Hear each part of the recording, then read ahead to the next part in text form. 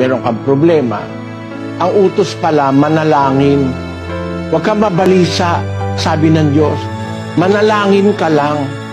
Ipakilala mo sa Diyos sa pamamagitan ng panalangin at daing yung mga bagay na kailangan mo. May kalakip na pagpapasalamat. At ang kapayapaan ng Diyos na di masayod ng pag-iisip, mag-iingat sa inyong mga puso at inyong pag-iisip kay Kristo. Pagka tayo naging mapanalanginin, lagi kang nakikipag-usap sa Diyos, hindi ka na makatiis dun sa kaaway mo, hindi ka magwawala, mananalangin ka. Pag inaapi ka, manalangin ka.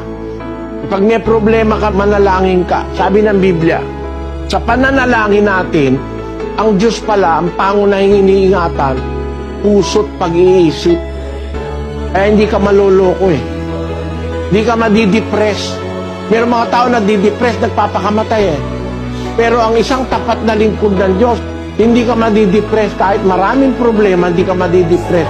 Ang unang-unang iniingatan ng Diyos, yung puso at pag-iisip.